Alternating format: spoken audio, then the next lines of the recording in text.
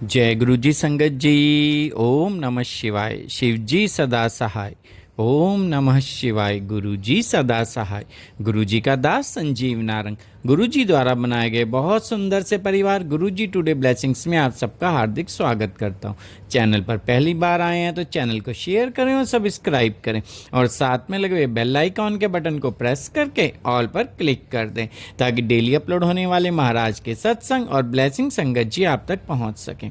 Description box में दिख हमारे व्हाट्सएप नंबर पर आप अपना सत्संग रिकॉर्ड करके हमें भेज सकते हैं। जय गुरु जी। संगत जी, आज के सत्संग की मैं बात करूँगा तो आज का सत्संग अद्भुत सत्संग है महाराज की लीला का। गूज बम खड़े हो जाएंगे आपके जब सत्संग को सुनोगे ध्यान से। पूरा सत्संग वीडियो फॉर्मेट में, हाँ जी, पूरा सत्संग वीडियो फॉर्मेट में। और ये सत्संग हमारे साथ शेयर किया है सूरत से राधिका वाधवा आंटी जी ने। हाँ जी, सूरत से राधिका वाधवा आंटी जी ने सत्संग हमारे साथ शेयर किया। मैं दिल से उनका शुक्राना करता हूँ। चलिए सत्संग स्टार्ट करते हैं। जय गुरु जी। सारी संगत को जय गुरु जी। जय गुरु जी। बहुत छोटा सा है पर मुझे समझ में नहीं आ रहा है कि मैं क्या बोलूं और क्या समझूं उस चीज को। कल मैं किसी काम से बाहर गई थी, 1 बजे के करीब निकली थी, 3:30 घर आई। 3:30 आके मैं थकी हुई थी, मैं लेट गई। मैंने कहा चल थोड़ा देर लेटूं, बाकी काम घर के बाद में करूंगी। पर पता नहीं लेटते ही मुझे ऐसी बेचैनी हुई कि नहीं तो पहले उठ खड़ी हो और अपना काम निपटा। मैं किचन में गई, बर्तन करने लगी। जैसे ही मैंने बर्तन करने शुरू किए, 10 मिनट 15 मिनट मुझे बर्तन करने में लगे। उतनी देर में मेरे कमरे में, हॉल में ही मेरा मंदिर है, वही मेरे गुरुजी की मैंने प्रतिमा भी लगाई हुई है, जो अभी उस दिन मुझे बड़े सत्संग पे मिली थी, वो भी मैंने वहीं लगाई थी। मैं उनसे, जैसे आंटी ने बताया था कि अंकल जी ने बोला था कि बातें करना, मैं डेली सुबह शाम दिन रात उनसे बात कर रही थी।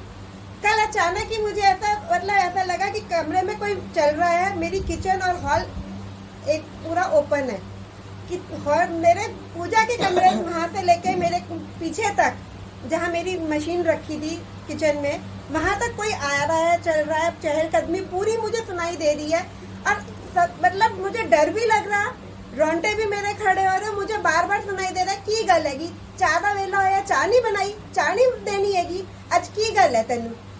मैंने सुन के पहले इग्नोर किया 2 बार। मैंने कहा पता नहीं शायद मुझे ही कुछ सुनाई दे रहा है, कुछ लग रहा है।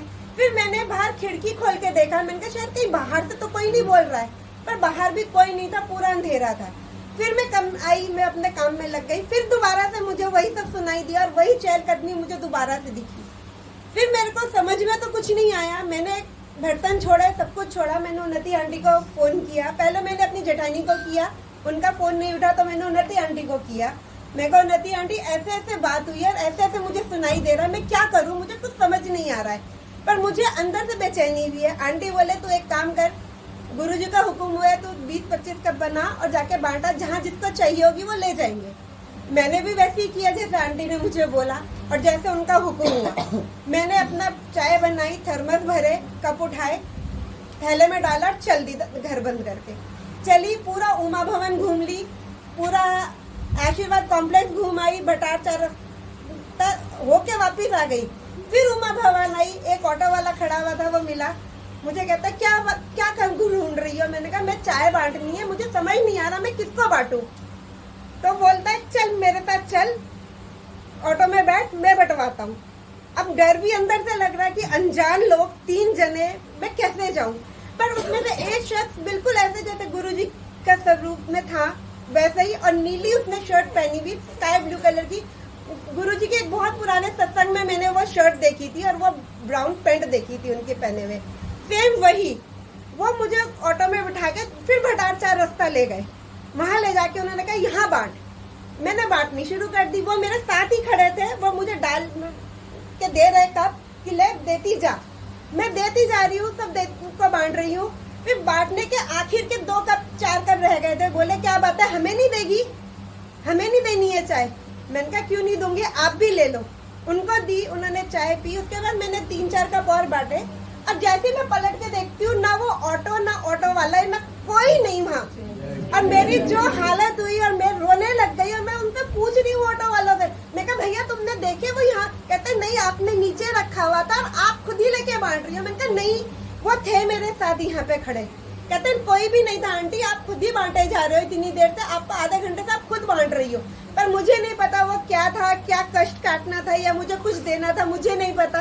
पर कोटि कोटि धन्यवाद गुरुजी का, शुक्राना इतना कि उन्होंने मुझे इस लायक समझा कि मैं किसी के लिए कुछ कर सकी। करने वाली तो मैं नहीं थी, पर उन्होंने करवाया, और उसका सबसे ज्यादा उन्नति आंटी जिन्होंने मेरा साथ दिया और मुझे समझाया कि ऐसे जाके कर, और बाकी पूरा गुरुजी ने करवाया, मैं करने वाली कोई नहीं थी।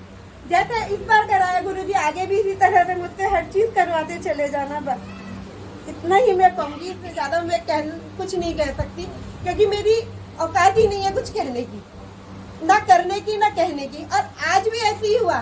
मैंने तान्या आंटी को अभी बोला थोड़ी देर पहले, आरती से पहले सत्संग में जब चल रहा था, तो मैंने आंटी को कहा, मैंने कहा आंटी देखो गुरुजी ना पल के झपक रहे हैं। उन्होंने भी देखा, कहती नहीं नहीं है। मैंने कहा है, मैं क्योंकि मैंने 3-4 बार आज देखा, और आज मेरे अपने मंदिर के भी स्वरूप में यही था सुबह, कि उन्होंने पल के झपकी, और मुझे वही चीज आज यहाँ नजर आई। जय गुरुजी, शुक्राना गुरुजी, अनंतम अनंतम शुक्राना गुरुजी, और अनंतम शुक्राना उन्नति आंटी का, जिन्होंने मुझे इस परिवार में सब पूरी संगत के साथ जोड़ा, और मेरी भाभी का जो मुझे इस सत्संग में लेकर के आई। बहुत बहुत शुक्राना, आप सबका बहुत बहुत शुक्राना मेरे साथ रहने का। शुक्राना आपका जो आपने कहना माना।